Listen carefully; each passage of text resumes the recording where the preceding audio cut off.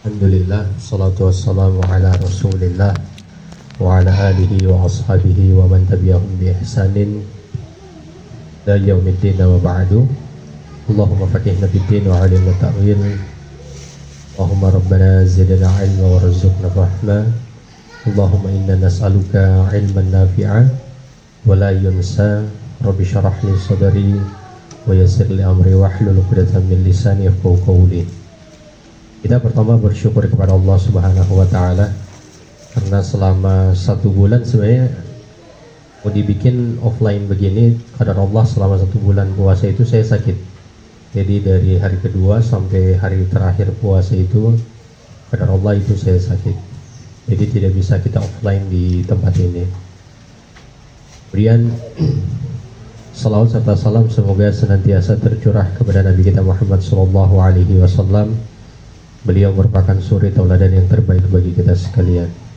Nanti kalau ada yang masuk kasih tahu, ya. Nanti kalau ada yang masuk kasih tahu untuk ditambahkan di daftar hadir ini. Jadi mohon maaf mungkin ini agak mendadak ya, karena mungkin disampaikan sama nakib ya, nakibah lah istilahnya. Ini Desri kemarin, ya karena memang saya konfirmasi ke Desri juga. Kebetulan saya ada yang mau diurus di kota di hari ini, jadi kita bikin saja ada silaturahim tadabbur. Lalu materinya itu saya cari-cari materi apa yang bagus ya, karena memang pembahasan tadabbur itu tidak boleh hanya kita bahas 1 kali. Al-Quran ini kan pembahasannya cukup panjang dan cukup dalam, tapi dari beberapa ayat yang saya baca, alhamdulillah kita mungkin akan mengambil 2 ayat di dalam Al-Quran, dan silakan dibuka surat Ar-Ra'du ya, Ar-Ra'du ayat yang pertama dan ayat yang kedua. Jadi surat Ar-Ra'd ayat yang pertama dan ayat yang kedua. Ini surat yang ke-13. Surat yang ke-13 ayatnya di ayat yang pertama sama ayat yang kedua. Kita cuma 2 ayat insyaallah pada kesempatan kali ini.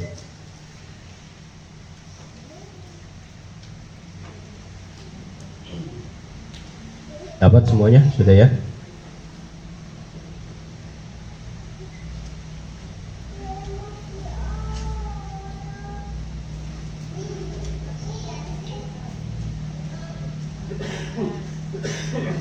Dapat ya? Surat ke-13. Surat ke-13 ayatnya ayat yang pertama sama ayat yang kedua. Surat ke-13.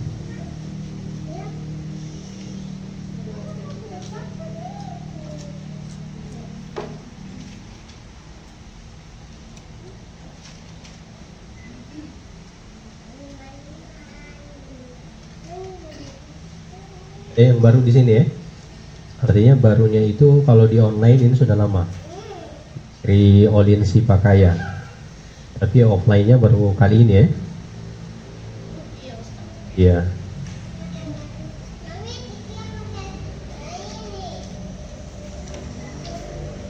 Dapat ayatnya sudah ya, semuanya dapat? Ya, silakan diperhatikan ayat Al-Qur'annya dan juga diperhatikan terjemahannya. Allah Subhanahu wa Ta'ala berfirman di dalam ayat ini, Alif Lam Ra. Jadi Alif Lam Ra. Alif Lam Mim Ra. Iya. Iya, Alif Lam Mim dan Ra. Ini disebut sebagai huruf muqatta'ah. Ini kita sudah bahas di pertemuan yang sebelumnya, offline yang sebelumnya. Karena memang sebelumnya kita sudah bahas juga huruf muqatta'ah di dalam surat Maryam. Kaf ha ain shad. Jadi ini sama saja, dia huruf muqatta'ah. Huruf muqatta'ah itu di dalam Al-Quran itu banyak. Ada di dalam surat Al-Baqarah, kemudian ada di dalam surat Ali Imran, ada di dalam surat Al-Qalam, Nun, ada di dalam Quran surat Yasin, dalam Quran surat Toha juga, Toha, dan di dalam surat-surat yang lain. Kenapa dia disebut sebagai huruf muqatta'ah? Karena memang makna huruf muqatta'ah itu adalah huruf yang terpotong-potong. Jadi dia tidak dibaca sekaligus. Karena kalau dia dibaca sekaligus berarti bacaannya itu menjadi alamar. Jadi alamar. Tapi ini kan dipotong. Jadi alifnya dibaca tersendiri, alif, kemudian lam dibaca tersendiri, kemudian setelah itu mim dibaca tersendiri, dan ro itu dibaca tersendiri. Makanya kemudian dia disebut sebagai huruf muqatta'ah, huruf yang terpotong-potong. Baik, kalau kita lihat di dalam ayat Al-Quran, huruf muqatta'ah ini tidak ada terjemahannya. Jadi kalau kita lihat di Quran terjemahan, huruf muqatta'ah ini itu tidak ada terjemahan. Pasti terjemahan yang ada di dalam Quran terjemahan itu hanya disebutkan secara latinnya saja. Jadi kalau alif lam maka disebut dengan alif lam juga. Kalau yasin ditulis yasin juga. Kalau toha ditulis toha juga. Jadi secara makna memang tidak disebutkan oleh Allah kepada Nabi apa maknanya. Jadi Nabi pun itu tidak tahu makna dari alif lam mim ro ini apa. Karena kalau kita mengatakan atau menganggap Nabi tahu, berarti ada sesuatu yang Nabi tidak sampaikan pada umatnya. Nah, jadi Nabi itu sebagaimana pada khutbah yang terakhir sebelum beliau meninggal, beliau itu meminta persaksian bahwa beliau telah menyampaikan semuanya. Jadi beliau telah menyampaikan semua. Adapun huruf muqatta'ah ini adalah huruf yang dimana secara makna dia tidak diketahui maknanya oleh Nabi, tapi yang tahu maknanya itu hanya Allah Subhanahu wa Ta'ala. Oke, dia tidak punya makna, tapi secara hikmah dia memiliki hikmah yang besar. Di maknanya kita tidak tahu, maknanya hanya Allah yang tahu. Secara hikmah untuk kita itu hikmahnya besar. Hikmahnya adalah yang pertama, Allah ingin menyadarkan kepada kita bahwa kita ini tidak tahu apa-apa. Jadi Allah ini ingin menyadarkan kepada kita bahwa kita ini tidak tahu apa-apa. Allah sengaja meletakkan semua huruf muqatta'ah itu di ayat yang pertama untuk menyadarkan kepada kita sebelum kita membaca ayat kedua sampai beberapa ayat yang berikut, kita ini tidak tahu apa-apa. Makanya huruf muqatta'ah itu peletakannya hanya di ayat yang pertama. Tidak ada huruf muqatta'ah itu diletakkan pada ayat yang kedua atau ayat yang ketiga, kecuali memang ada beberapa huruf muqatta'ah itu di ayat yang pertama diletakkan, kemudian ayat yang kedua juga diletakkan. Tapi tidak ada ayat yang secara jelas maknanya diletakkan pada ayat yang pertama, lalu kemudian huruf muqatta'ahnya diletakkan pada ayat yang kedua, apalagi diletakkan pada ayat yang terakhir. Jadi ini paham ya. Jadi huruf muqatta'ah itu Allah memang letakkan di awal untuk apa? Untuk memberikan penegasan kepada kita sebagai manusia, sebagai hambanya Allah, bahwa kita ini tidak tahu apa-apa. Dimulailah kita harus sadar dan menyadari bahwa kita tidak tahu apa-apa, sampai nanti kemudian Allah memberitahukan ilmunya kepada kita. Ini secara hikmahnya. Kemudian secara hikmah yang kedua, huruf muqatta'ah ini untuk memberi atau mengambil perhatian. Jadi untuk mengambil perhatian. Perhatian dari apa? Perhatian dari kita semua, terkhusus kepada orang-orang musyrikin yang di masa Nabi. Jadi terkhusus kepada orang-orang musyrikin di masa Nabi. Ini huruf muqatta'ah ini adalah huruf yang mereka pun tidak tahu maknanya apa. Tapi secara bahasa yang ada di masa Arab itu kan ada yang dikenal dengan syair dan sajak. Bahkan ada pertandingannya di Arab dulu. Kalau yang menang, ada syairnya yang menang, maka mereka akan meletakkan syair itu di Ka'bah. Mereka akan menempelnya itu di Ka'bah sebagai bentuk penghargaan, sebagai bentuk penghargaan terhadap mereka yang telah berhasil menjadi juara dalam perlombaan syair di masa itu. Nah, apa nanti kaitan dengan huruf muqatta'ah? Ketika Allah meletakkan huruf muqatta'ah ini, yang dimana sampai Arab waktu itu pun yang sangat bangga dengan bahasa mereka, karena bahasa Arab itu adalah bahasa yang terbaik.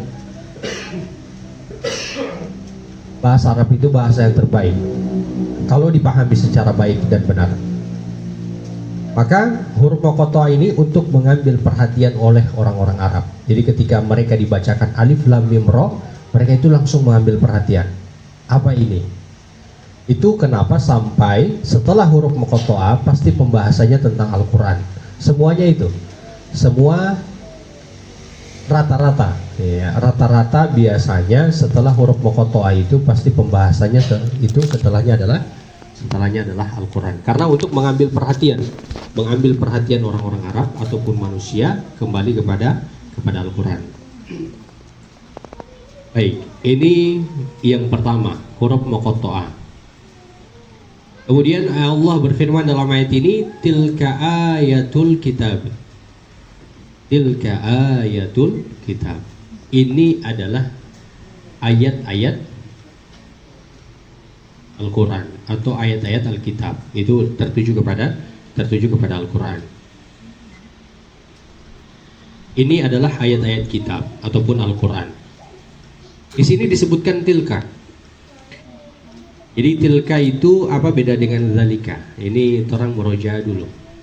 Apa beda zalika dengan tilka? Desri, apa makna zalika? Apa makna zalika? Desri?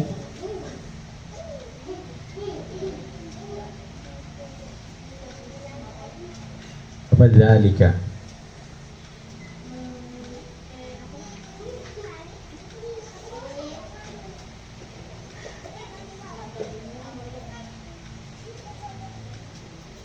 Apa makna zalika?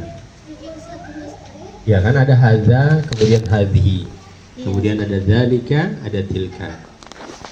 Hadza qalamun. Hadza masjidun. Kalau zalika masjidun. Apa makna zalika? Oh, zalika. Kalau hadza itu dia ini. Kalau hadza dia ini. Kalau zalika apa dia sendiri? Jadi kalau hadza dia ini, kalau zalika dia apa? Kalau zalika dia itu. Oke. Sekarang Ibu selfie. Ibu selfie ya. Tadi dia sendiri kan. Nah, sekarang Ibu selfie. Apa beda antara zalika dengan tilka? Hah?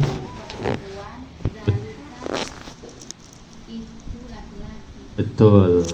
Jadi kalau zalika itu laki-laki, kalau tilka itu perempuan. Ya. Ya, di dalam surat Al-Baqarah Allah menyebut dengan zalika.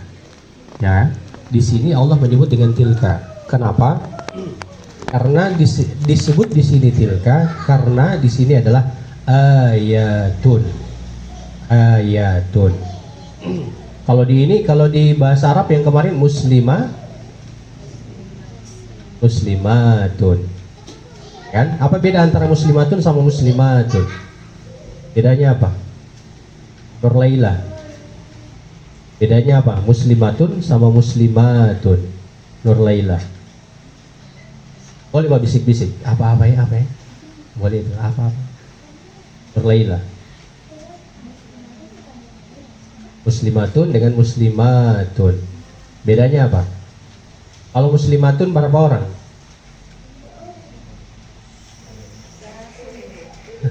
Muslimatun berapa? Satu orang. Kalau muslimatun dua. Tiga betul. Ya, Zain Ibrahim kalau dua bagaimana?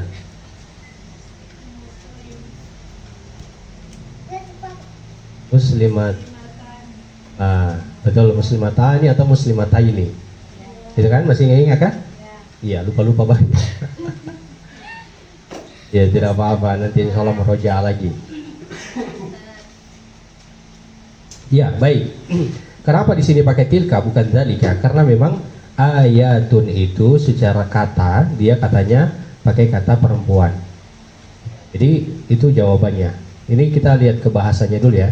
Jadi kenapa dia pakai tilka? Karena memang di sini penyebutannya adalah ayatun. Dia lebih kepada bahasa perempuan, makanya dia pakai tilka.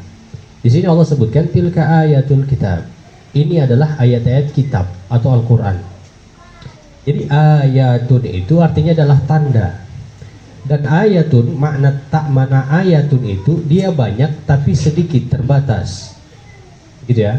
Jadi dia maknanya adalah banyak tapi dia sedikit. Kalau ayatun banyak tapi sedikit. Sekarang begini, Al-Quran itu ini sering sekali saya jelaskan di tadabbur online kita. Jadi dalil itu ada dua. Pertama adalah dalil akli dan dalil nakli. Dan dalil itu disebut dengan ayat. Jadi ayat itu adalah dalil maknanya. Makanya kemudian disebut ada ayat akli dan ada ayat nakli. Oke, ayat nakli itu atau dalil nakli itu adalah Al-Quran dan hadis Nabi Sallallahu Alaihi Wasallam. Itu yang disebut dengan dalil nakli ataupun ayat nakli ataupun tanda-tanda nakli. Oke, adapun dalil akli itu semua yang Allah ciptakan. Hujan yang hari ini turun, kemudian juga pepohonan yang dihujani oleh hujan hari ini, dibasahi oleh hujan hari ini, awan yang mendung di hari ini, matahari yang tidak terlihat, nanti kemudian datangnya waktu malam, ini juga disebut sebagai dalil, tapi dia merupakan dalil akli. Ini bedanya, dalil nakli dan dalil akli. Dan di sini Allah sebutkan ayatun, artinya adalah tanda-tanda atau ayat-ayat. Di sini dimaknai secara terbatas. Jadi dalil itu dibatasi hanya pada dalil nakli itu hanya pada dua, Al-Quran dan hadis. Jadi Al-Quran dan hadis. Dan penyebutan dalil kalau disebutkan Al-Quran ayatun, maknanya Al-Quran itu dia terbatas pada penyebutan, bukan, iya, dia terbatas pada apa yang Allah turunkan itu sebanyak 30 juz saja. Makanya dia maknanya ayatun itu adalah makna banyak tapi dia terbatas, tidak banyak sekali. Jadi dia maknanya banyak tapi dia maknanya adalah makna yang terbatas, 30 juz. Karena dalam pemahaman orang-orang Syiah, Al-Quran itu kurang. Jadi pemahamannya orang-orang Syiah itu Al-Quran itu kurang. Ada sebagian daripada Al-Quran itu yang sudah hilang. Itu pemahaman mereka. Nah, pemahaman orang-orang Syiah. Adapun pada pemahaman kita, pada akidah kita, keyakinan kita, Al-Quran itu masih lengkap dengan apa yang Allah turunkan sebanyak 30 juz itu. Jadi sebanyak 30 juz. Baik, kita kembali kepada tadabburnya. Jadi untuk mengenal Allah, untuk tahu tentang Allah, itu kita dibekali dengan dua. Dibekali dengan dalil nakli, yaitu Al-Quran dan hadis, dan juga dibekali dengan dalil akli, yaitu segala apa saja yang Allah ciptakan di muka bumi ini. Segala apa saja yang Allah ciptakan di muka bumi ini. Bagaimana menjadikan dalil akli itu bisa menambah keimanan? Jadi bagaimana menjadikan dalil akli itu dalil akli itu bisa menambah keimanan? Misalnya kita melihat hujan. Kita melihat hujan yang turun di hari ini. Bagaimana kita melihat hujan itu sampai bisa menambah keimanan kita? Tentu kita mulai dulu dari dalil nakli. Dia sudah pernah saya jelaskan dan berulang kali saya jelaskan. Dalil akli itu akan bisa menambah keimanan apabila kita memulainya dulu dengan dalil nakli. Artinya kita harus belajar dulu Al-Quran dan hadis, mentadaburinya, memahaminya dengan baik. Kalau kita sudah memahami Al-Quran dan hadis, sudah mulai mentadaburinya, maka ketika kita melihat alam ini, maka alam ini akan menambah keimanan kita. Tapi kalau kita tidak mempelajari Al-Quran dan hadis, tidak punya waktu untuk mentadaburi Al-Quran dan hadis, tidak mau memahami Al-Quran dan hadis, maka ketika kita melihat dalil akli, melihat alam ini, melihat hujan misalnya, itu tidak akan menambah keimanan kita. Kita hanya akan melihat dia sebagai fenomena alam yang memang sudah biasa terjadi. Ya kalau hujan mendung ya sudah biasa. Ya kalau mendung hujan ya itu hal-hal yang biasa saja. Nanti setelah itu reda lagi, setelah itu kemudian panas lagi dan seterusnya. Bahkan paling mentok lah bagi orang yang ketika melihat alam pada posisi keilmuannya tanpa merujuk kepada dalil nakli, mungkin dia hanya akan terbatas pada fenomena alam sebagai satu keajaiban dunia. Jadi hanya keajaiban dunia, kemudian dia jadikan itu fata morgana, setelah itu dia foto-foto ini hujan, misalnya bilang hujan yang mendung sebagaimana jodoh yang tidak pernah datang, kan? Tapi kalau orang yang mempelajari dalil nakli, sebelumnya memang dia sudah mempelajari mentadaburi Al-Quran dan hadis, maka ketika dia melihat dalil akli, sebagaimana yang saya sebutkan tadi, saya ulangi, maka ini akan menambah keimanan dia. Gitu ya, insyaallah ini bisa dipahami.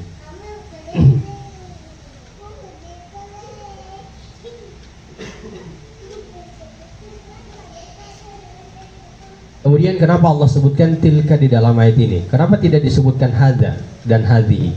Bisa saja kan Allah menyebutkan hadza ayatul kitab, bukan hadhihi ayatul kitab. Bisa saja Allah sebutkan hadhihi ayatul kitab, hadhihi ayatul kitab. Kenapa Allah sebutkan tilka di sini bukan hadhihi? Karena makna tilka itu adalah makna yang jauh. Sama dengan kita katakan ini. Kalau ini berarti maknanya dekat. Kalau kita sebutkan itu berarti maknanya jauh. Kemudian yang kedua, kenapa sampai Allah ingin menyebutkan, kenapa sampai Allah menyebutkan dalam ayat ini tilka bukan hadhihi? Karena penyebutan tilka itu sebagai bentuk pengagungan. Jadi sebagai bentuk pengagungan. Beliau itu, kita misalnya bicara tentang orang yang hebat, kita akan mengatakan beliau itu orang yang sangat hebat. Walaupun memang pada beberapa kondisi kita akan menyebutkan beliau ini, beliau ini. Tapi berbeda ketika menyebutkan orang yang beliau itu. Ya, beliau itu dan beliau ini yang paling agung itu, yang paling hebat itu adalah beliau itu. Karena memang kita ada jarak dengan orang tersebut. Kenapa sampai ada jarak? Karena kehebatannya. Ya, karena kehebatannya, karena kekuasaannya dan seterusnya. Makanya kemudian Allah sebutkan dalam ayat ini penyebutan tilka karena memang ingin menyebutkan kehebatan dan keagungan daripada Al-Quran tersebut. Ini sampai kemudian Allah menyebutkan tilka.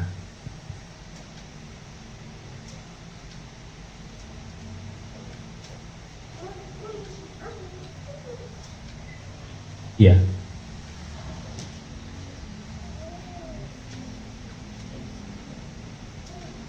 Boleh minta tolong mau charge HP yang satu ini? Sebelah sana sama. Siapa nih sebelah sana? Ya.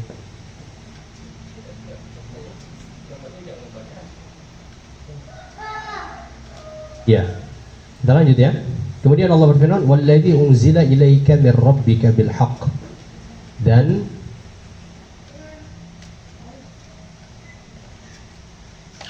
Dan kitab yang diturunkan kepadamu dari Tuhanmu itu adalah benar. Walladzi unzila ilaika mir rabbikal haqq. Dalam ayat ini Allah menyebutkan ilaika, dia menurunkan kepadamu, diturunkan kepadamu. Ada penyebutan alaika, ini sudah juga sering saya ulangi, penyebutan di dalam ayat Al-Quran. Kalau penyebutannya alaika itu lebih kepada makna tanggung jawab. Jadi kalau alaika itu lebih kepada makna tanggung jawab. Tapi kalau ilaika itu dia lebih kepada nikmat. Sama misalnya begini, ada orang yang diberikan hadiah itu ilaika, diberikan hadiah. Misalnya saya beri hadiah kue, ini ilaika. Tapi kalau misalnya dia diberi tanggung jawab, maka dia diberikan sesuatu, ini saya beri dan tolong antarkan kepada orang yang di sana. Itu yang disebut dengan alaika. Jadi kadang Al-Quran itu disebut dengan ilaika, dan kadang Al-Quran itu disebut dengan alaika. Karena memang Al-Quran itu pada satu posisi dia sebagai tanggung jawab. Tanggung jawab untuk apa? Untuk kita pelajari, untuk kita tadaburi, kemudian untuk kita amalkan dan kita sampaikan kepada orang lain. Ini kenapa sampai Al-Quran itu disebut dengan alaika, diturunkan kepadamu ya Muhammad, atau kepada kita alaikum, kepada kalian.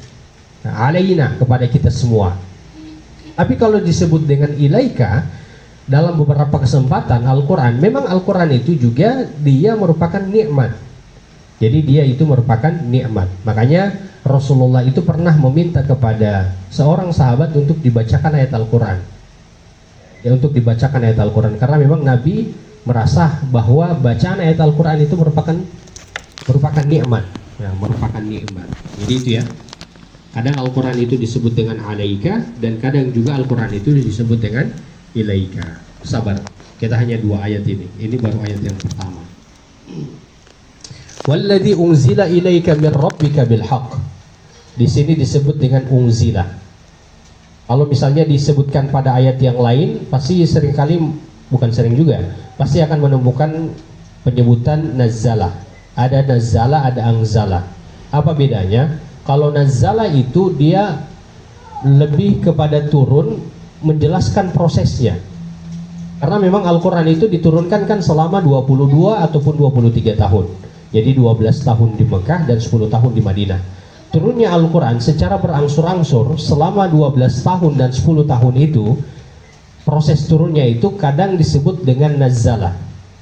Tapi kalau tidak pembahasan pada proses penurunan itu, Allah itu menyebutkan dengan anzala ataupun unzila. Kalau anzala itu artinya menurunkan, kalau unzila itu artinya diturunkan. Seperti itu dia. Jadi insya Allah dipahami ini antara anzalah dan nazalah ketika pembahasan penurunan Al-Quran. Sama dengan inna anzalna fi lailatul qadar. Itu inna anzalna itu artinya dia tidak menjelaskan tentang proses turunnya, tapi menyebutkan tentang turun secara sekaligus. Nah, nanti itu di surat Al-Qadar. Kemudian kita lanjut. Jadi Al-Quran ini kata Allah itu menurunkan Al-Quran itu bukan dengan main-main, tapi mengandung kebenaran. Jadi Allah memberikan jaminan bahwa Al-Quran itu tidak ada kesalahan sedikit pun, tidak ada hal yang main-main di dalamnya, dan ini berasal dari Allah itu sendiri, min rabbika, dari Tuhanmu, yang dia itu keseluruhannya itu adalah kebenaran. Di sini Allah menyebutkan dia merupakan kebenaran, artinya kita ada tanggung jawab. Bukan ada tanggung jawab karena penyebutan kan ilaika. Kita di sini Allah berikan Allah ingin mengarahkan kepada kita untuk mengarahkan perhatian kepada kita terkait dengan Al-Quran, bahwa Al-Quran itu dia mengandung kebenaran dan kita harus mempelajarinya. Kita harus mempelajarinya dan kita harus mentadaburinya. Karena memang begini, walakinna aktsaron nasi la yu'minun, karena kebanyakan daripada manusia itu banyak yang tidak beriman dengan Al-Quran. Siapa yang tidak beriman dengan Al-Quran? Ada 2 golongan. Golongan yang pertama beriman karena dia tahu, ada golongan yang kedua beriman karena dia tidak tahu. Kebanyakan daripada kita sebagai muslim di hari ini, kita ini kebanyakan beriman karena kita tidak tahu. Kita mungkin baca Al-Quran, puasa kemarin mungkin 1 bulan ada yang menghatamkan sampai 2-3. Ya secara pribadi kami juga menghatamkan Al-Quran. Tapi kalau hanya sekedar pembahas, kalau sekedar kita hanya menghatamkan Al-Quran atau hanya mengejar target hafalan, lalu kita tidak mentadaburi Al-Quran, maka fungsi Al-Quran atau tujuan diturunkannya Al-Quran sebagai hudan linnas wa bayyinati minal huda wal furqan itu tidak akan tercapai. Makanya di sini butuhnya tadabbur untuk merubah Al-Quran itu benar-benar sebagai petunjuk. Makanya walaupun kita ini sudah baca Al-Quran, walaupun kita ini sudah menghafal Al-Quran, tapi kita tidak mentadaburinya, tidak mempelajarinya dengan baik dan benar, maka kebanyakan daripada kita itu disebut oleh Allah sebagai orang yang tidak beriman dengan Al-Quran, sebagai orang yang tidak beriman dengan Al-Quran. Makanya kemudian Allah katakan walakinna aktsaron nasi la yu'minun. Jadi ini bukan hanya berbicara kepada orang Nasrani, bukan hanya berbicara kepada orang Yahudi yang mereka itu bukan beragama Islam, yang mereka itu tidak menerima Al-Quran. Jadi ini juga ayat berbicara kepada kita, yang kita hanya membatasi Al-Quran itu hanya sekedar pada bacaan saja ataupun pada hafalan. Kita tidak sampai pada pentadaburan ataupun pemahaman ayat-ayatnya. Gitu ya. Ayat yang pertama mungkin selesai. Kemudian ayat yang kedua,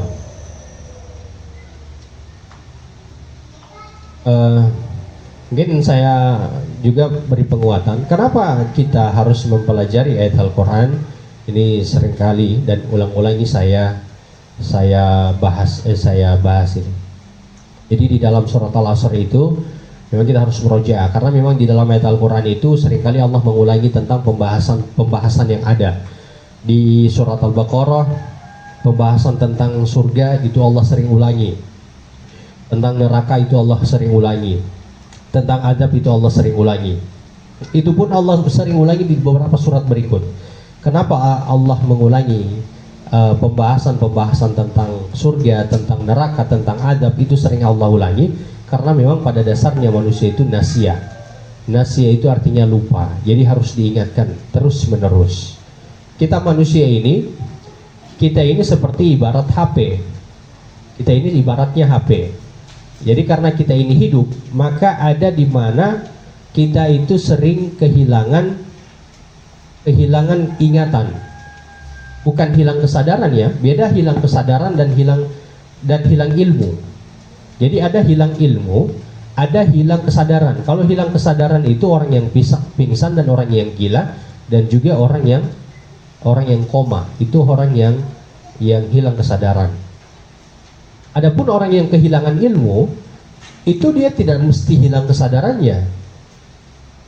Dia tidak mesti tidur, dia terjaga, dia hidup, dia berbicara, kemudian dia melakukan aktivitas. Tapi dia bisa kehilangan ilmu, dan ini kita pada dasarnya. Jadi karena memang kita itu hidup, di waktu kita hidup ini, maka ada waktu di mana kita harus menstabilkan atau menjaga posisi kesadaran ilmunya kita. Karena kalau ilmu kita itu turun, itu akan mempengaruhi hati kita, dan kalau ilmu kita naik, itu akan juga mempengaruhi hati kita. Makanya di dalam surat Al-Asr itu Allah menyebutkan illal ladzina amanu wa 'amilus solihati wa tawassaw bil haqq wa tawassaw bis sabr. Allah menyebutkan pertama adalah iman, kemudian setelah itu amal, dan setelah itu tentang masalah persaudaraan atau ukhuwah. Ya, ada persaudaraan ataupun ukhuwah. Sebelum penyebutan iman, itu kalau dibaca di tafsiran, para ulama menyebutkan ada yang tidak disebutkan, tapi memang sudah ada di situ. Ialah tentang masalah ilmu agama. Karena kalau kita ilmunya kuat, kita mempelajari Al-Quran sebagaimana yang kita lakukan pada kesempatan kali ini, maka iman kita itu akan kuat. Kalau iman kita itu kuat, jadi ilmu itu harus dijaga. Kesadaran ilmu kita itu harus dijaga. Jadi harus di-charge terus. Karena kalau di-charge terus, maka iman kita terjaga. Kalau iman kita terjaga, maka amal kita juga itu terjaga. Kalau amal kita terjaga, maka persaudaraan kita itu terjaga. Ini berjalan ini satu deretan ini.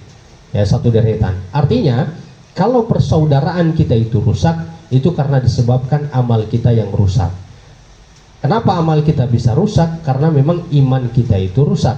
Kenapa iman kita bisa rusak? Karena memang kita itu sudah hilang kesadaran keilmuan kita. Jadi sudah tidak pernah lagi hadir untuk mempelajari Al-Quran ataupun hadis Nabi Sallallahu Alaihi Wasallam. Kemudian ayat yang kedua, ayat yang terakhir ini.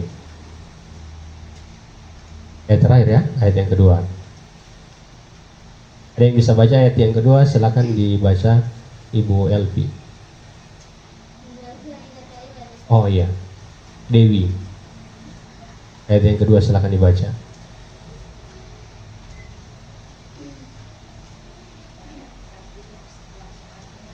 Arabnya dulu.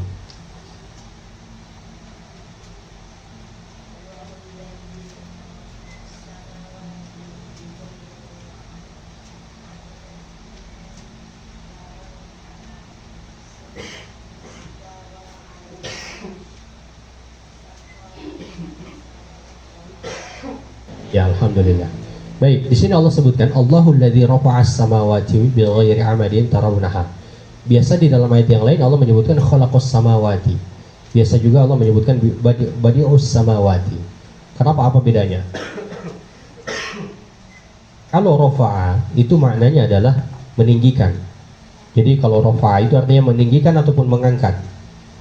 Makanya di sini disebut hanya langit. Karena yang diangkat itu hanya langit, bukan, tidak ada bumi yang diangkat. Makanya disebut dengan rafa'as samawati. Tidak ada penyebutan wal ard. Karena bumi tidak bumi tidak diangkat. Yang diangkat itu adalah langit. Jadi Allah menyebutkan Allah lah yang mengangkat langit tanpa tiang. Nah, jadi rafa'a itu begini. Pernah lihat orang bikin kanopi kan? Orang bikin kanopi apa namanya? Atap itu atap. Ya pernah lihat ya? Pasti ketika mereka bikin atap itu, pasti untuk dorang angkat ke atas itu dorang pakai tiang kan? Nah, dorang pakai tiang untuk penyanggahnya, atau dorang tempel di bagian dinding. Jadi dorang bikin dulu di bawah, ada yang dibikin dulu di bawah, baru dorang angkat. Ada yang memang dia rancang di atas, jadi dirancang di atas. Tapi setelah itu dia tempel dengan dinabol namanya. Dinabol itu di dinding supaya tidak mau jatuh itu atap, atau ditambah juga dengan tiang, ada tiangnya. Kata rofa'a itu begini, kata rofa'a itu seperti ini, seperti atap baru diangkat ke atas, tapi tidak ditempel di tembok dan tidak ditaruh tiang. Paham ya? Jadi rofa'a itu seperti ada atap yang dibikin di bawah nih, dibikin oleh basi nih di bawah ini atap. Kemudian setelah jadi basi ini mau angka ini atap, dan setelah di atas basi ada kesebiar, tiba-tiba so di atas dia tanpa tiang dan tanpa tak tempel di dinding. Ini kan tidak mungkin kalau basi dia mau bikin atap begitu. Di dalam ayat ini itu Allah berikan gambaran. Jadi gambaran langit itu Allah katakan rafa'as samawat. Allah tinggikan langit itu, Allah angkat langit itu, dan Allah tidak tempelkan dimanapun, dan Allah tidak beri tiang. Makanya kemudian Allah katakan bighairi amadin tarawunaha. Allah tidak beri tiang. Nah, sekarang kenapa Allah harus menyebutkan bahwa dialah yang menciptakan langit tanpa tiang? Jadi pertanyaan kan, kenapa Allah harus menyebutkan bahwa dialah yang menciptakan langit tanpa tiang?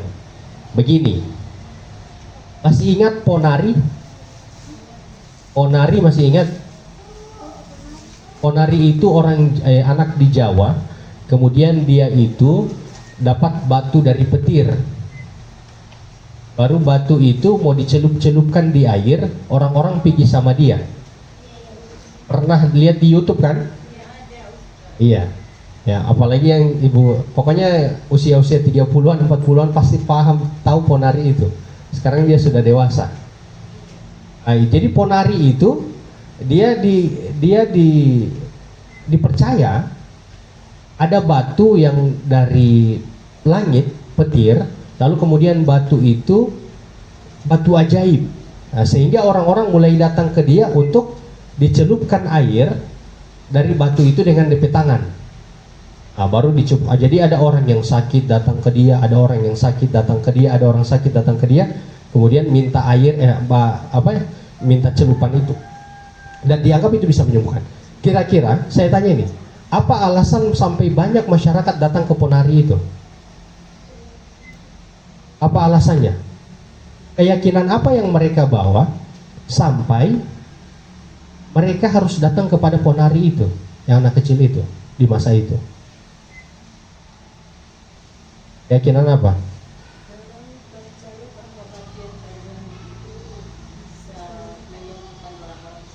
Iya, batu itu kan, batu ajaib itu kan, dengan Ponari itu kan, sampai orang datang ke dia kan? Oke. Sekarang pertanyaan kedua, kira-kira kenapa sampai kuburan-kuburan yang ada di Siendeng, kuburan Siendeng di sana, itu didatangi oleh banyak orang untuk berziarah?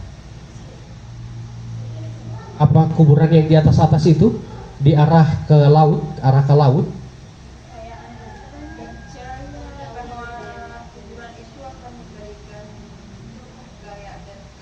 Oke. Jadi begini.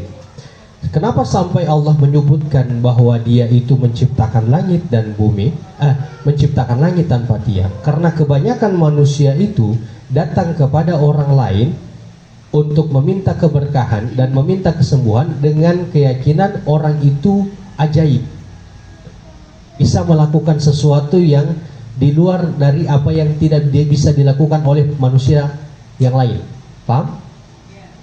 Jadi orang-orang berbondong kepada orang tersebut, jadi minta keberkahan, karena memang diyakini orang ini sebagaimana kayak Ponari tadi itu punya kekuatan tersendiri yang tidak dimiliki oleh manusia yang lain. Dia bisa melakukan sesuatu yang tidak bisa dilakukan oleh manusia yang lain, sehingga banyak orang kemudian datang ke dia untuk meminta sesuatu. Allah ingin menyebutkan dalam ayat ini, dan banyak sekali Allah sebutkan ini di dalam beberapa ayat di dalam Al-Quran. Allahul ladzi rafa'as samawati bighairi amadin tarawnaha. Coba lihat ini langit. Coba lihat ini langit. Allah katakan Allah itu yang menciptakan langit. Allah ini yang menciptakan langit tanpa tiang. Maka kita pastikan akan terkejut kalau misalnya begini, ada manusia yang datang ke kita, itu Danau Limboto, saya yang Bakuras. Misalnya ini ada, kalau begitu kan saya tunjuk gambar di DP ilmu, pas saya bagaimana? Gitu kan? Maka orang ini akan datang kepada orang yang mengaku yang mengurus Danau Limboto itu. Lalu kemudian orang itu akan mengatakan, syaratnya ada, kamu datang kepada saya setiap hari begini, dan ada persemediannya. Kamu harus membawa sesajen begini dan begini dan begini. Insyaallah ini bisa dipahami ya. Ditarik pada Allahul ladzi rafa'as samawati bighairi amadin tarawnaha. Allah ingin menyebutkan Dia itu yang lebih ajaib, Dia itu yang lebih kuasa. Maka karena Dia yang lebih kuasa, berarti kita itu yang harus datang ke Dia, karena Dia yang layak untuk mendapatkan semua itu. Paham? Oke, insyaallah ini bisa dipahami. Makanya karena Dialah yang melakukan semua ini, di mana Dia yang meninggikan langit tanpa tiang, kita minta kepada Dia. Nah, ini nanti kaitan dengan ayat yang sebelumnya, dalil akli tadi. Dalil akli, dan dalil akli itu bisa kuat kalau memang kuatnya dalil nakli. Kalau kita mempelajari Al-Quran dan hadis, kita pelajari ya. Jadi bukan sekedar baca dan bukan sekedar hafal saja. Kemudian Allah katakan, tapi ini bukan untuk meremehkan membaca dan bukan untuk meremehkan menghafal. Tidak. Kita tidak sedang meremehkan yang bacaan ataupun hafalan Al-Quran. Tapi kita mau kita sampai pada tingkatan untuk kita mentadaburi Al-Quran. Kemudian Allah katakan, tsumma stawa 'alal arsy. Dia bersemayam di atas arsy. Jadi dia bersemayam di atas arsy. Untuk hal di dalam ayat Al-Quran itu ada disebut dengan ayat-ayat mutasyabihat dan ada ayat-ayat muhkamat. Ini tinggal sedikit ini, sabar ya. Ayat muhkamat itu ayat-ayat yang jelas, sebagaimana perintah sholat, perintah zakat, berkaitan dengan masalah akidah, penjelasan tentang surga dan neraka, tentang hari kiamat. Itu ayat-ayat muhkamat. Adapun ayat-ayat mutasyabihat itu ayat-ayat yang kita tidak boleh masuk lebih dalam. Apa yang Allah sebutkan, maka itu kita yakini tanpa kita bertanya bagaimana. Jadi ketika Allah mengatakan Dia bersemayam di atas arsy, maka kita meyakini itu dan tidak perlu kita bertanya bagaimana itu. Gitu ya. Dan ini sudah menjadi perdebatan orang-orang sampai hari ini, dan perdebatan ini dari dulu. Ada orang yang bilang Allah itu punya tangan, karena memang Allah sebutkan itu, Allah itu punya tangan. Tapi tangan Allah itu berbeda dengan tangan manusia. Seperti apa tangan Allah? Maka tidak perlu kita bertanya seperti apa tangan Allah. Allah itu menyebutkan Dia punya wajah, maka kita meyakini karena memang Allah katakan Dia punya wajah. Tidak perlu kita bertanya bagaimana wajahnya Allah. Paham ini ya? Sama dengan begini, saya bilang di rumah saya itu, jadi rumah saya di belakangnya itu kan ada masjid. Masjidnya itu kan seperti Masjid Barakati, Masjid Bantuan, ada donaturnya.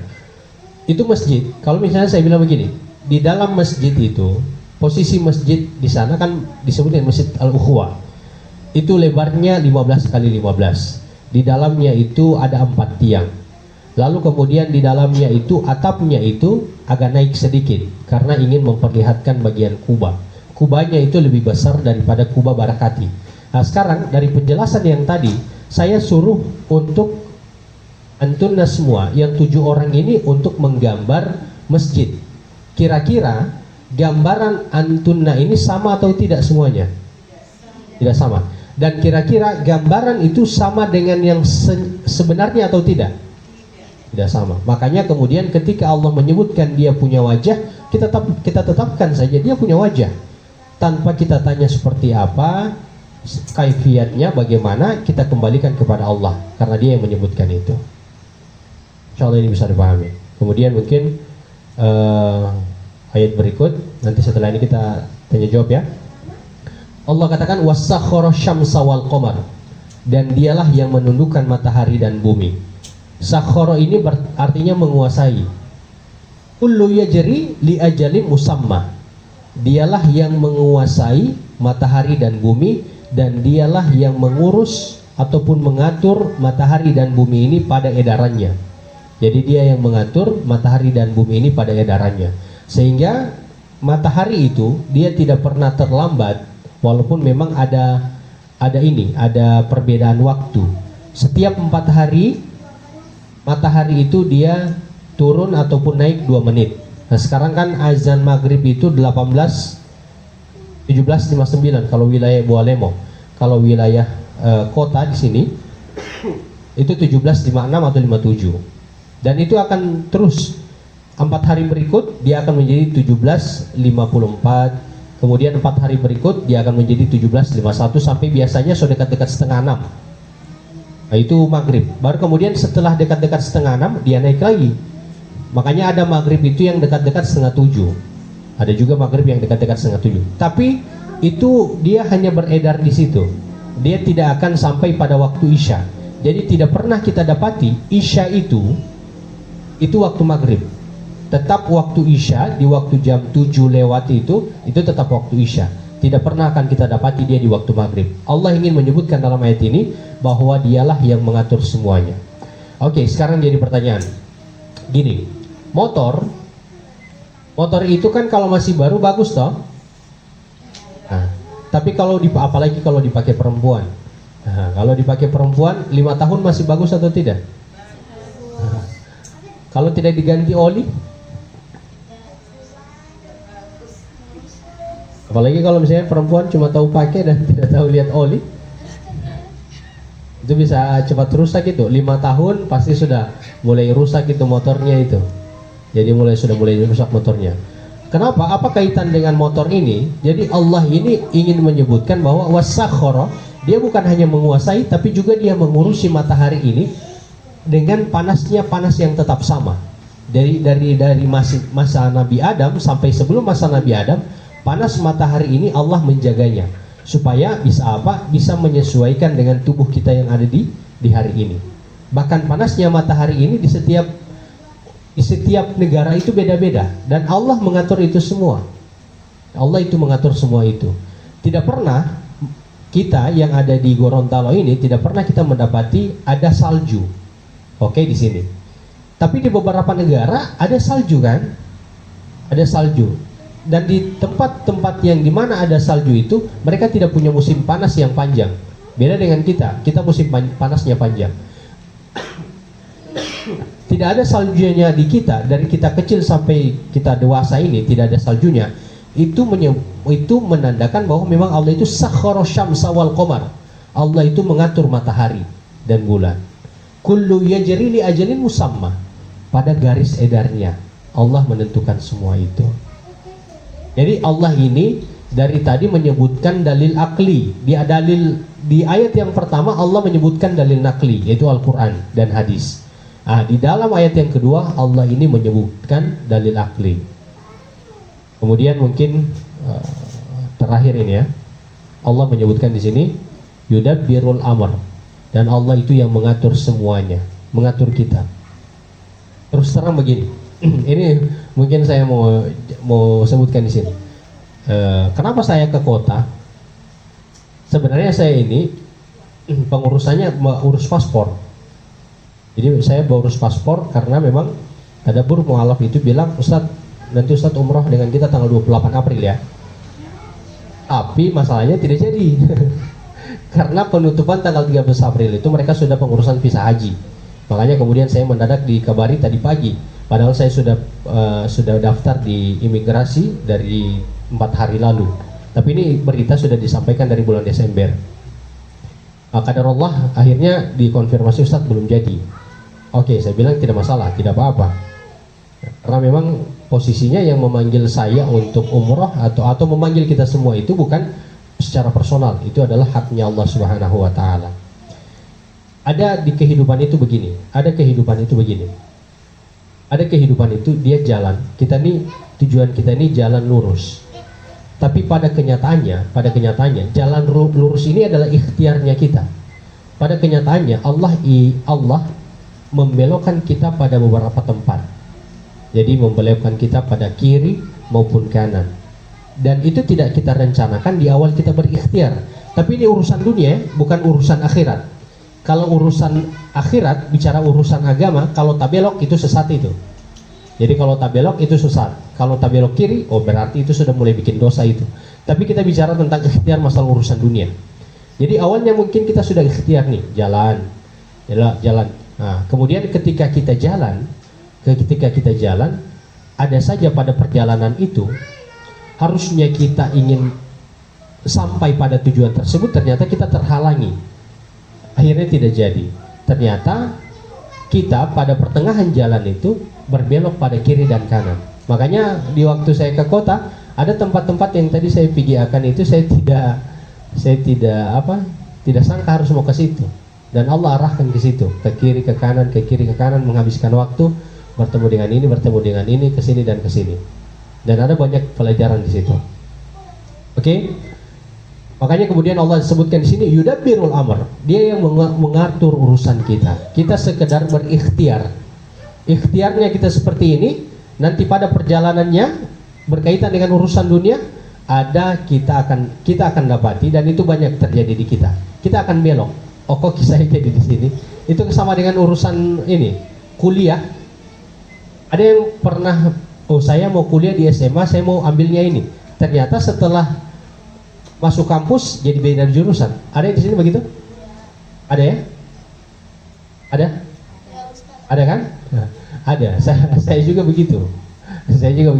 Saya tujuannya ke sini, pas masuk jurusan jadi beda lagi. Jadi beda. Jadi memang pada perjalanannya kita cukup pada ikhtiar, tapi kemudian Allah katakan yudabbirul amr. Allah mengatur semuanya. Allah yang menentukan semuanya. Kemudian Allah katakan yufassilul ayati la'allakum liqa'i rabbikum tuqinun. Terakhir Allah menjelaskan semua tanda-tandanya tadi dari dalil nakli dan dalil akli pada ayat yang kedua ini, supaya apa? Supaya kita itu yakin dengan pertemuan dengannya. Ada 2 anak, ini sudah pernah saya gambarkan. Ada 2 anak. Satu anak mandi hujan, baru mandi di kolam yang kotor sekali. Jadi kotor DP baju. Satu anak juga sama, dia mandi sama-sama dengan anak yang satu itu. Cuman bedanya, setelah hujan, yang satu ini ada rasa ketakut sekali. Ada rasa takut baru semua menangis. Yang satu ini biasa-biasa saja. Baru orang semua pulang ke rumah masing-masing. Kira-kira apa DP beda? Kenapa yang satu bisa takut, yang satu tidak? Kenapa anak yang satu takut?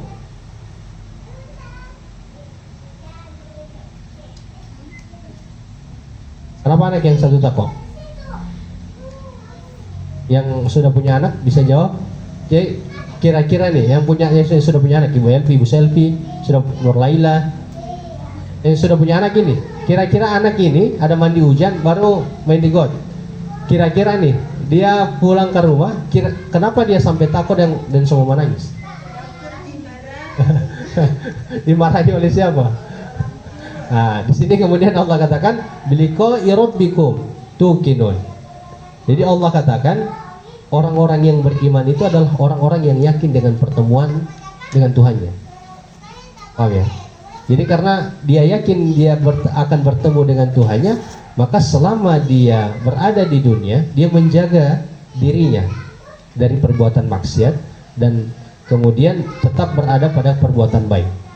Adapun orang yang tidak yakin pertemuan dia dengan Allah sebagaimana anak yang biasa tadi, itu dia santai-santai saja, tidak takut sama sekali. Tapi bisa jadi pas dia sampai dia pukul-pukul juga. Ya, bisa jadi dia sampai pas dia pukul-pukul juga. Jadi ada orang yang dia tidak menyadari bahwa dia sedang melakukan perbuatan dosa, tapi pas dia mati ternyata begini ini mati. Kan ada begitu orang-orang yang hidup, orang-orang yang santai sekali, kenapa tidak bersolat? Aman dia bilang biasa aja, tidak apa-apa, saya memang bagian dari orang. Ada orang yang tidak puasa, puasanya 3 hari dan mereka biasa santai, bikin dosa santai biasa. Ini hari raya malam takbiran, harusnya kita bertakbir, mereka bertakbir dengan minuman. Kan bikin heran ini takbiran pakai Allahu Akbar, mereka pakai DJ, baru pakai musik, dan di tengah-tengah musik itu mereka duduk itu ada minumannya, minuman khamar, minuman keras. Itu orang yang ibarat anak yang tadi, dia merasa bahwa tidak yakin dengan pertemuan nanti dengan Allah, lalu akan dimintai pertanggungjawaban. Nanti di sana mereka itu akan dipukul. Itulah anak yang tadi yang santai, pas sampai pada rumah ternyata dia pukul-pukul. Adapun anak yang tadi yang was-was tadi, memang dia tahu dia kesalahan. Dia tahu dia kesalahan. Nah, seperti itu. Itu yang disebutkan biliqa rabbikum tuqinun.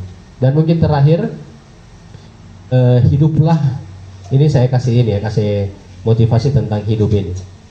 Walaupun hanya sebagian kehidupan saja, sebagian kecil. Hiduplah sebagaimana treadmill. Tahu treadmill yang biasa gym itu pasti tahu ini, lari-lari itu, yang mau lari-lari. Ya, treadmill. Kalau ada orang yang baru mau olahraga, misalnya dia ke gym muslimah lah, ya ke gym muslimah. Itu kalau misalnya dia langsung mau olahraga, baru langsung target saya mau lari 30 menit, itu pasti yakin besoknya dia sudah tidak mau olahraga. Karena apa? Karena langsung dia rasa lelah sekali ini yang jaga beken ini. Baru DP badan semua langsung sakit-sakit sekali. Oke, bisa jadi dia tidak boleh berdiri.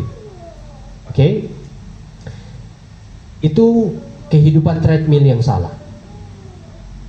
Maka kehidupan treadmill yang benar itu adalah kehidupan di mana treadmill itu, lari di treadmill itu, dia seharinya itu 10 menit saja atau 5 menit. Kemudian besoknya 5 menit atau 10 menit. Besoknya 5 menit atau 10 menit. Itu dilakukan. Ketika kita melakukan itu pada 1 pekan, 2 pekan, bahkan sampai 1 bulan, setan itu datang kepada kita. Apa yang orang jaga beken-beken ini? Mirip tidak ada perubahan yang terlihat sama sekali kan? Kayak seperti tidak ada DP hasil begitu. Oke, seperti tidak ada hasilnya. Tapi tahu tidak, kalau kita konsisten dengan lari di treadmill itu hasilnya itu nanti akan kita dapati 5 tahun ataupun 6 tahun berikut. Bahkan bisa jadi 10 tahun pada usia tua. Apa kaitan dengan kehidupan nanti? Apa yang orang jaga beken pertemuan tadabur online itu, pertemuan tadabur online maupun offline yang kita habiskan 1 jam, mungkin kita lihat apa yang jaga beken ini, begini terus. Jadi ayat itu yang kita pelajari, ya ini kita pelajari, besoknya kita lupa lagi. Jadi seperti itu terus. Tapi nanti sebagaimana treadmill, efeknya itu tidak kelihatan di 1-2 hari. Jadi efeknya itu tidak kelihatan di 1-2 tahun. Nanti dia akan kelihatan pada beberapa tahun ataupun setelah kita mati. Oke, paham? Apa kaitan treadmill yang kerja tadi, yang kerja langsung kuat-kuat? Nah, kita dapati ada orang misalnya dia belajar 1 hari itu memang ingin dia habiskan buku itu 1 hari full. Akhirnya besoknya dia langsung lesu, tidak mau lagi baca buku itu. Ini biasa orang-orang yang semangat di awal. Makanya kita belajar agama itu, kita mengamalkan agama itu, kita berdakwah itu ataupun berukhuwah itu, caranya dengan treadmill. Kita lakukan perlahan-lahan, 5 atau 10 menit sebagaimana di treadmill yang tadi, atau sebagaimana kita pertemuan 1 pekan 1 jam, 1 pekan 1 jam. Efeknya itu tidak kelihatan 1-2 tahun, tapi nanti di masa usia tua kita, dan nanti kita dapatkan efeknya lebih besar itu kalau kita sudah mati. Semoga ini bisa bermanfaat. Baik, mungkin demikian. Kalau ada pertanyaan dipersilakan. Berkaitan dengan materi, di luar materi juga tidak masalah. Wabillahi taufiq wal hidayah. Assalamualaikum warahmatullahi wabarakatuh.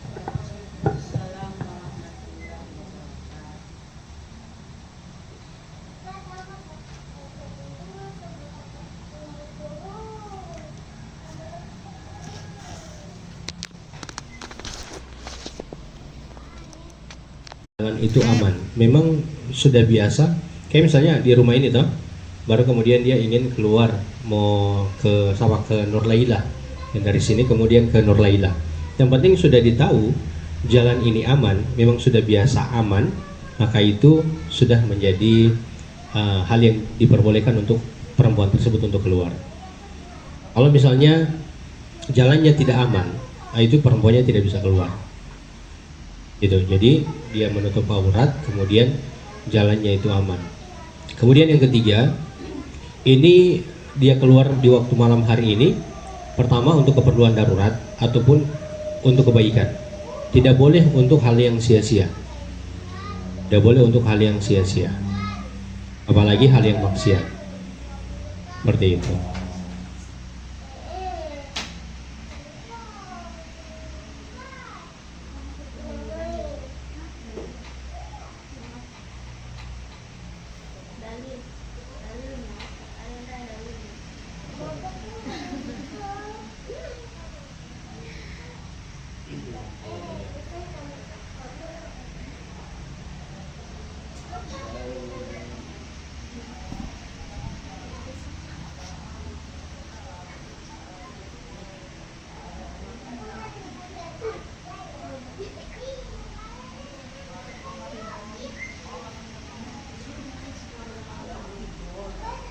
Iya, untuk kalau dalil itu begini. Biasa dalam masalah fikih, dalam pembahasan masalah fikih, misalnya penyebutan hadis kan. Dalam penyebutan hadis itu setelah itu ada penjelasan dari para ulama terkait dengan penjelasan dari hadis tersebut. Nah, jadi kalau untuk penyebutan dalilnya untuk perempuan itu bisa keluar di dalam masjid, saya belum bisa sebutkan. Dan saya juga belum tahu. Cuman setahu saya, sebatas ilmu saya adalah keluarnya perempuan dari rumah itu dengan syarat 3 tadi.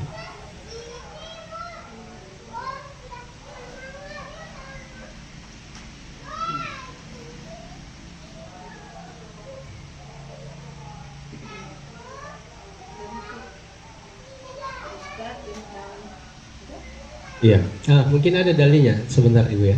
Ada dalilnya. Aisyah itu pernah cemburu. Ada dalilnya. Saya ingat itu. Aisyah itu pernah cemburu. Nabi itu akan pergi ke istri yang lain. Nah, lalu kemudian Aisyah itu mengikuti Nabi dari belakang. Ini bukan dalil yang kuat untuk perempuan keluar rumah ya.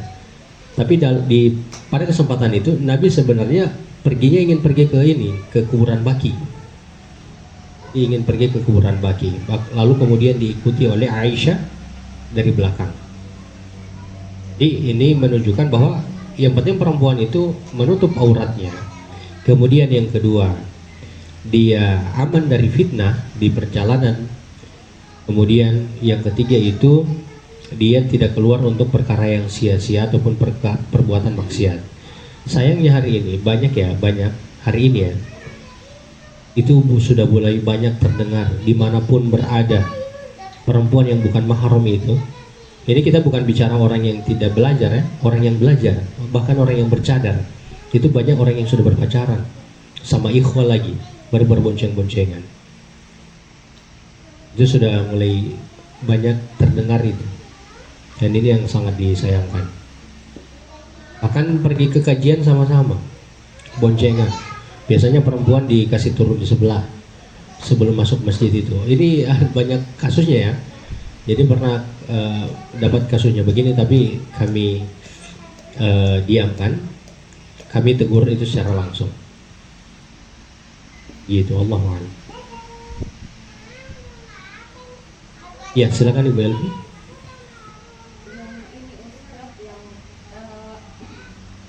Yang melaksanakan ibadah haji tanpa mahram itu bagaimana?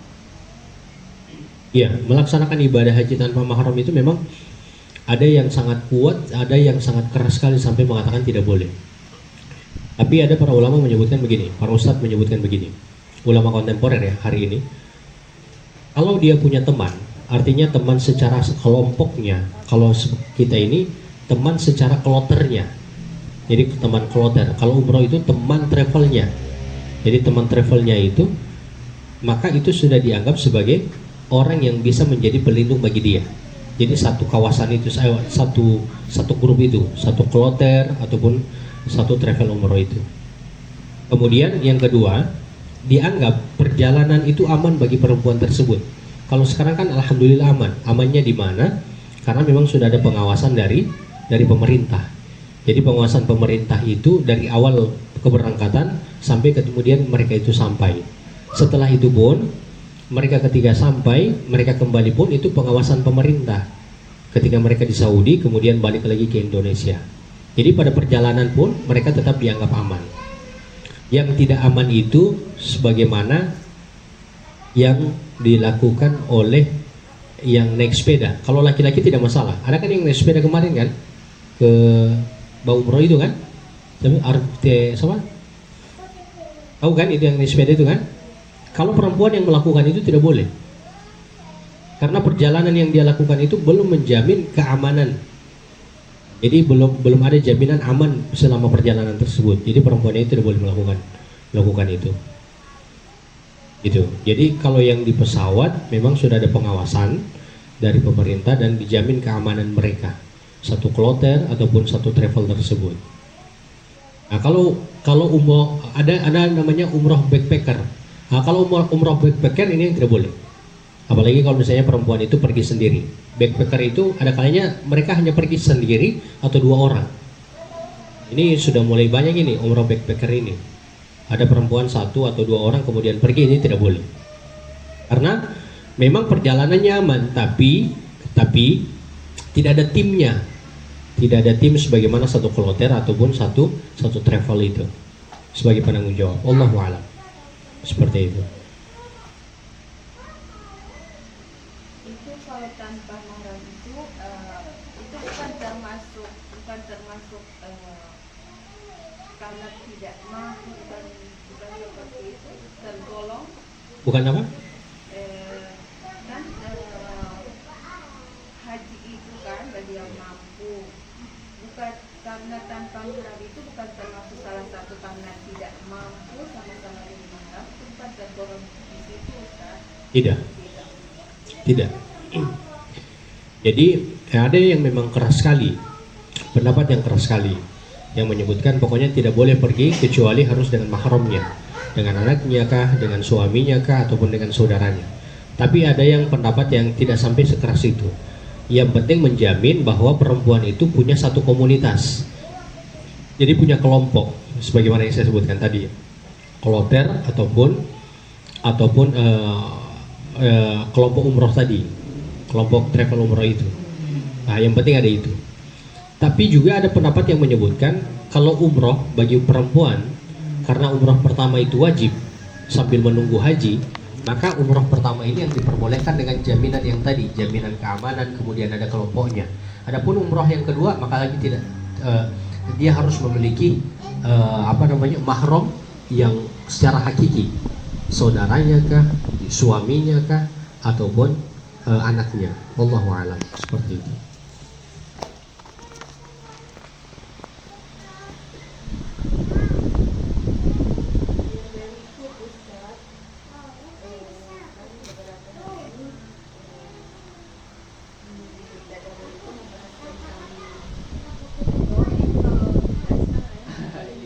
Zalim. Yang saya pertanyakan begini Ustaz, misalnya tetangga saya itu punya peliharaan ayam misalnya.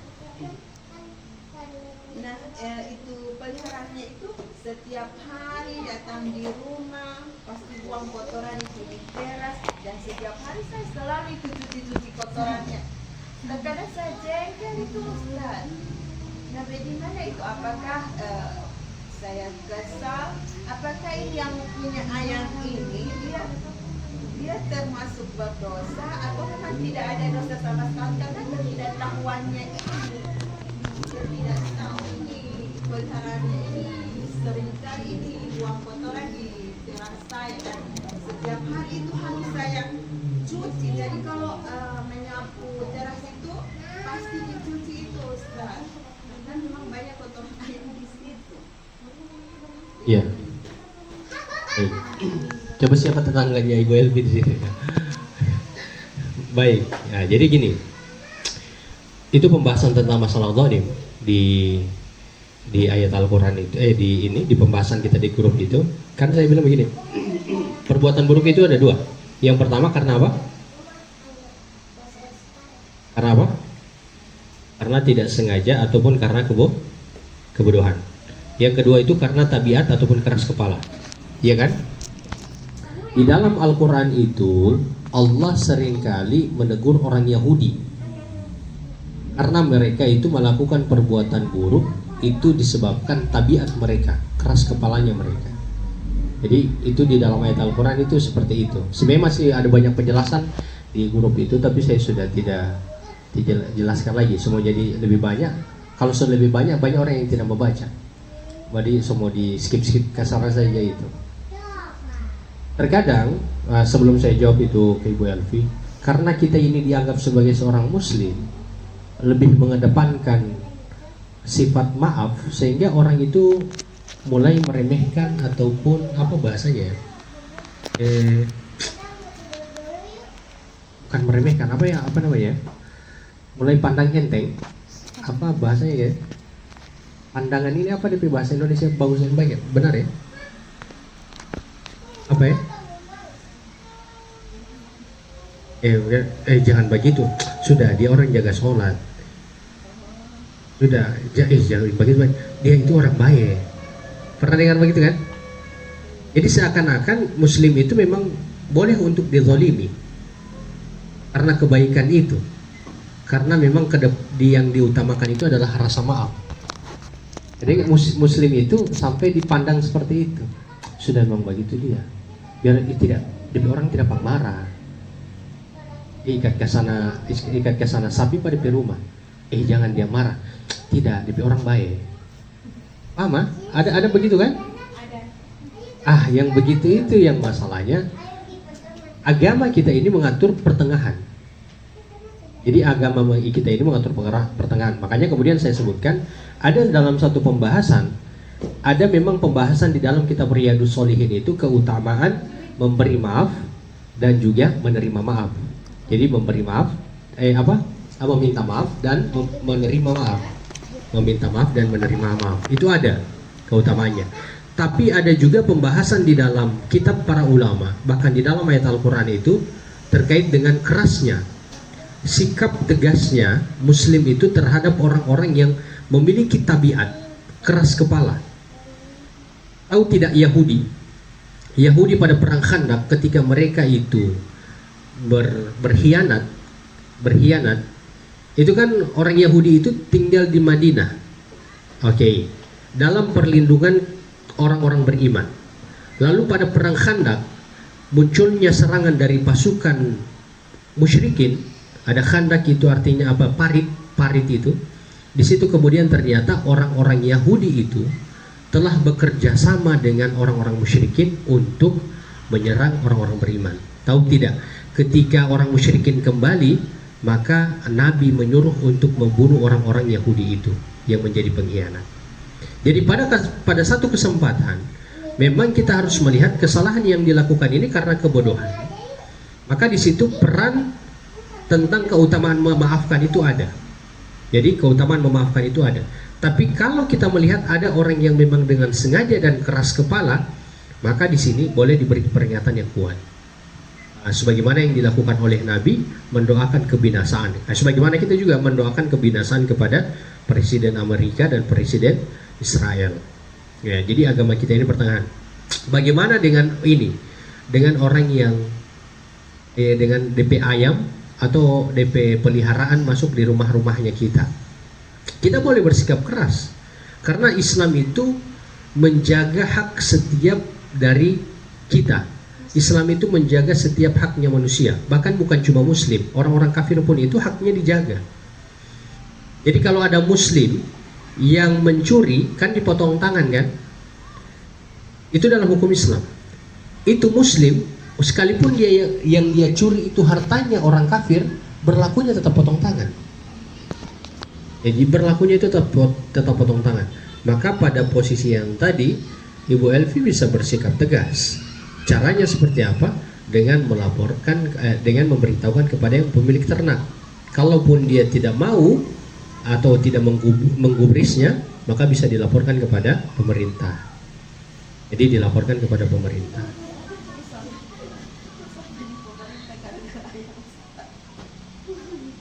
Itu masalahnya. Di desa dia bilang gara-gara ayam, karena memang desa, berarti pihak dari desa itu tidak paham tentang hak. Jadi ada hak.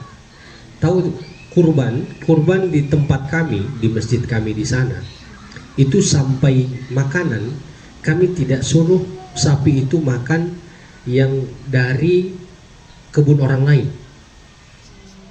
Itu sapi kurbannya kami itu yang di masjid sana. Jadi saya beberapa tahun kemarin ini, sampai tahun kemarin saya mengurusi itu sapi.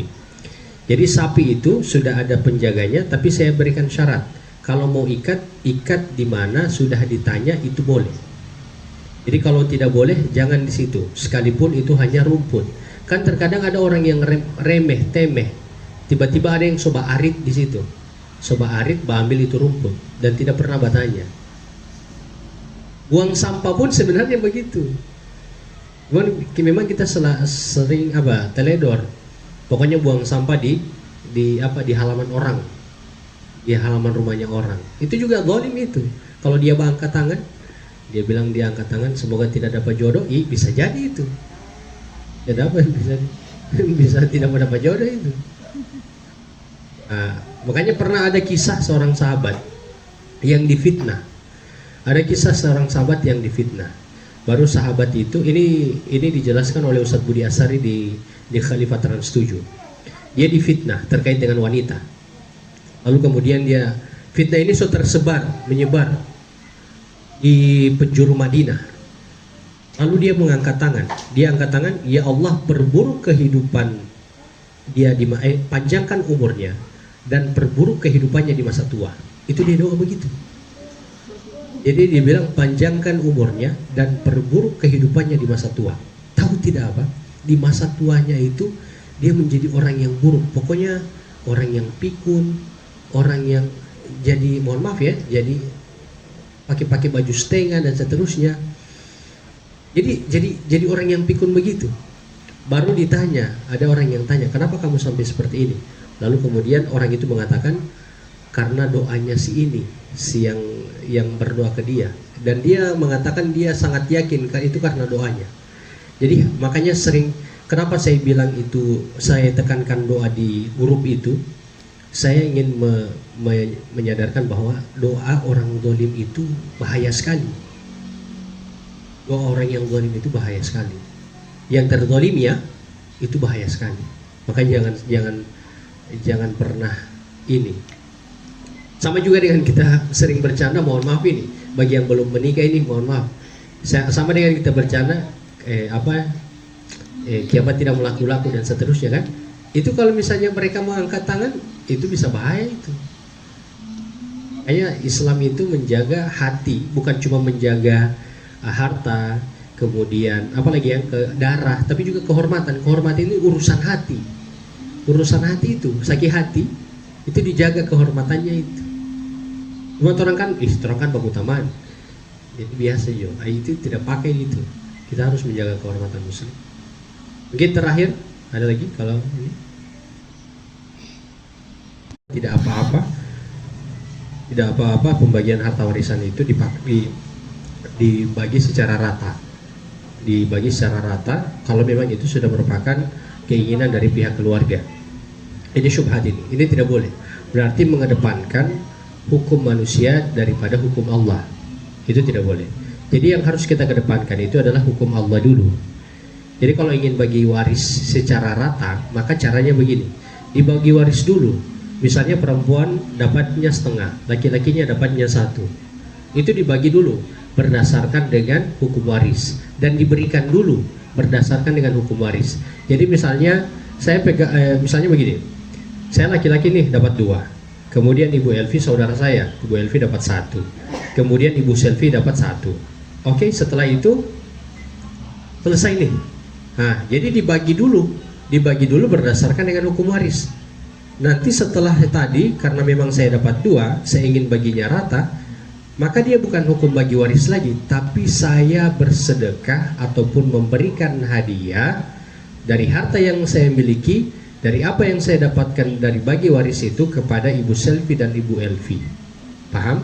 Jadi dia bukan lagi turunan warisan, tapi dia pemberian, bentukan hadiah ataupun sedekah yang saya dapatkan dari warisan. Kalau mau disamakan semuanya tidak masalah, tapi penyebutannya bukan turunan warisan, tapi pemberian hadiah dari saya sebagai laki-laki. Pemberian hadiah ataupun pemberian sedekah. Pahami? Nah, begitu dia.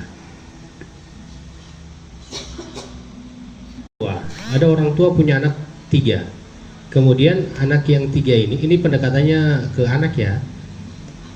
Anak pertama itu misalnya beli tanah kepada orang tuanya, itu sah, itu jual beli. Nanti ketika sudah dibeli, itu sudah bukan jadi lagi tanah waris.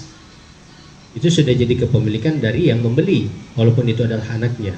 Jadi kalau sebagaimana pada kasus tadi, nenek itu ada cucunya membeli tanah kepada si nenek semasa hidup, maka tanah itu sudah menjadi kepemilikan cucunya. Kalau neneknya itu meninggal, maka itu bukan waris lagi.